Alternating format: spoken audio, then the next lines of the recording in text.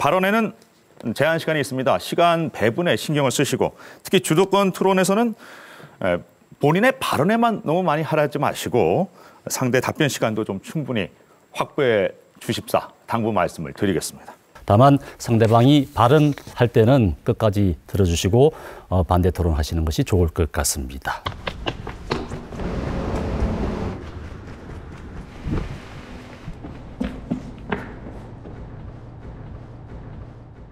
더불어민주당과 국민의힘이 최종 부산시장 후보자 선정을 위한 토론회 일정에 돌입했다. 민주당이 거는 그 프레임에 지금 이현주 의원이 편승을 하고 있는 겁니다. 적폐청산 수사는요, 지난 2년 동안 정치 보복의 프레임으로 이루어졌습니다. 그 정치 보복의 프레임 속에서 국정원이 6개월 동안 탈탈 털었어요. 그때 안 나온 얘기가 왜 지금 나옵니까? 그리고 저는 하늘에 두고 맹세하는데 그 당시에 그런 것을 들은 적도 본 적도 없습니다. 지금 저는 거대한 선거 공작이 이루어지고 있다고 생각합니다. 국정원장이 정치에 개입하면 안 되죠. 그런데 국정원 고위 관계자가 언론에 정보를 흘려주고 그 정보를 가지고 여당 대표가 또 확산을 시키고 일부 언론 매체들이 또 그걸 동승하고 이렇게 해서 몰고 가는 겁니다. 그러면 민주당에서 비록 이현주 의원이 그런 사람들의 생태를 잘 아실 거예요. 그럼요. 그러면 같이 싸워주셔야 됩니다. 아니 당연히 싸우죠. 그 점에 대해서는 그런데 같이 왜 더 싸워줘야지. 힘들게 싸우냐는 거예요. 아니 그거는 말이 안 맞죠. 왜 더 힘들게 싸울 필요가 뭐 있습니까? 자, 울산 부정... 우리가 왜 박 후보 때문에 그렇게 힘든 프레임 안에 갇혀가지고 질 수도 있는 싸움을 하냐는 거예요. 지금 이제 그런 공약 같은 거는 우리가 머리를 맞대면 할 수 있는데 지금 이번 선거에서도 지금 말씀하신 젊은 부산으로 만들어야 된다. 근데 동의를 하시지 않습니까? 그래서 이제 언론에도 단일화 이야기가 나오는데 그 부분 어떻게 우리 시민들한테 좀 솔직하게 한번 말씀을 해주시면 좋을 것 같아요. 네, 저는 단일화는 명분이 있어야 한다고 생각을 합니다. 명분 없는 단일화, 인위적인 단일화, 그리고 정치공학적인 단일화는 저는 생각해 본 적이 없습니다. 다만 명분이 있다라고 하면 동참할 수 있는 여지는 있겠죠. 김여준 후보께서는 일자리 대책의 하나로 부산을 물류 허브 도시로 만들겠다고 공약하셨습니다. 이제 가덕 신공항이 생기면 아마존, 알리바바 같은 세계적인 물류 기업들을 적극 유치하겠다고 공약하셨는데요. 이 공약을 들은 시민들께서 이런 글로벌 물류 기업 유치를 이제 언제 하겠다는 것인지 궁금해하는 분들이 많습니다.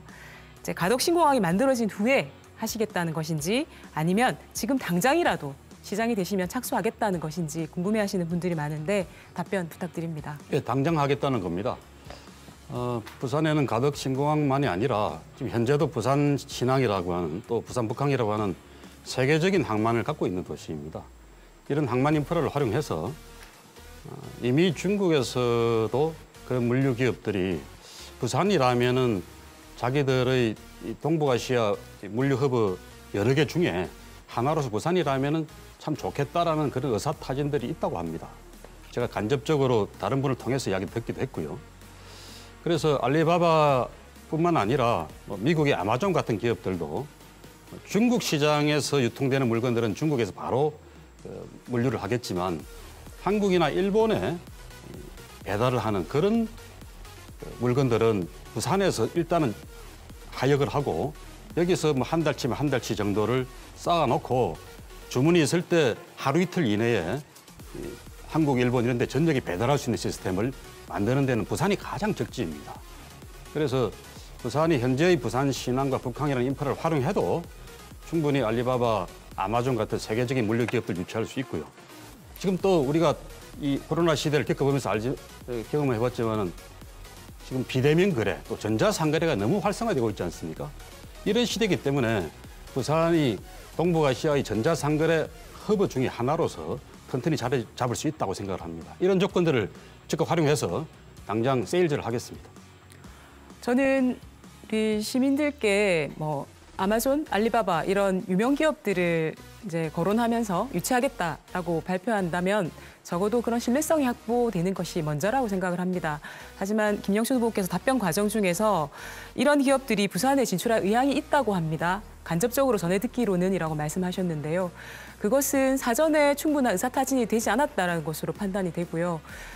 시민들에게 약속을 할 거라면 적어도 구체적인 실행 가능성에 대한 타진을 먼저 하시는 게 어땠을까라는 좀 안타까움은 드는 것 같습니다. 가덕신공항 특별법이 국토위 법안 소위를 통과한 것을 두고 부산시장 후보자들은 환영의 목소리를 전했다. 이번 선거는 저희 민주당의 잘못으로 치러지는 선거입니다. 거듭 사죄드리지만 시민들께는 송구한 마음뿐입니다. 하지만 민주당을 찍은 여러분께는 잘못이 없습니다. 가덕신공항은 2006년 노무현 대통령께서 시작하셨습니다. 그 후에 대구 경북의 방해, 수도권의 무시, 국민의힘의 발목 잡기로 무려 16년이 걸렸습니다. 하지만 더불어민주당은 약속을 지켰습니다. 사랑하는 부산 시민 여러분, 우리 부산의 경제를 다시 일으키고 부산의 운명을 바꿀 가덕도 신공항의 출발이 우여곡절 끝에 이제 코앞에 와 있습니다. 그런데 아직도 그 공항의 출발을 방해하는 발목을 잡는 세력들이 있습니다.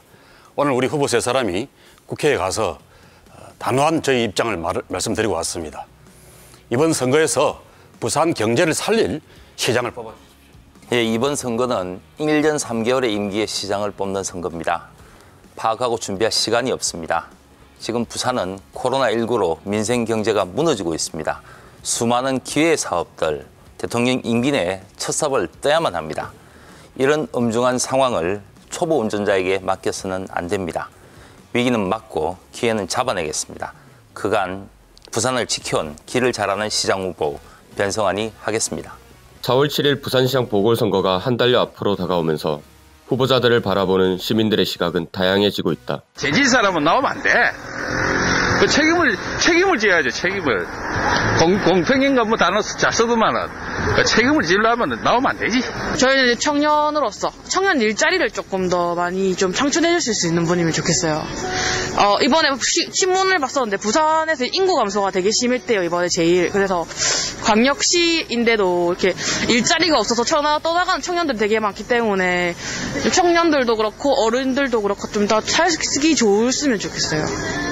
저는 그렇게 생각합니다. 이게 특히 우리나라 신보가 그런가 이 정권을 잡고 힘을 가지게 되면 초창기에는 좀 이렇게 약속을 좀 지키고 노력을 하는데 그 시간이 가네 자꾸 변하는 것 같아요. 그 누굴 찍어도 똑같은 것 같아요. 그래서 생각하기는 어차피 해먹을 사람이면 조금 풀어주면서 먹는 사람이 낫지 않을까 이런 생각 참 많이 하거든요. 덕분에 자기 혼자 가져가는 것보다는 그 없는 사람 뭐 한 70이든 50이든 40이든 풀어주고 자기 좀 가져가는 어차피 뭐 모든 사람이 해먹을 사람이라면 차라리 그런 사람이 좀 낫지 않을까. 그리고 지금 정권을 보면 여당이 너무 좀 말이 많잖아요. 그리고 약속을 했으면 뭐 잘못되면 뭐 그럴 수도 있지 넘어가 버리고 너무 이렇게 미안하다는 마음이 없더라고요. 그러면 정권을 한번 좀 바꾸는 것도 좀 되지 않을까 그렇게 생각하고 있습니다. 말아먹지만 않으면 좋겠네요. 잘했으면 하는 바람이죠 뭐. 부산을 잘 아시는 분이 돼야 된다는 생각은 뭐 당을 떠나서 그렇게 생각하는데요. 장사도 안 되고 하니까 비행기 좀 풀어주면 좋겠지. 사심이 없었으면 좋겠어요. 사심이 없고 뭐 좀 그게 정당하게 뭐 국민들 다 공감할 수 있게끔 부산 시민 공감할 수 있는 그런 시장이 됐으면 좋겠죠. 부산 시민의 한 사람으로서. 네.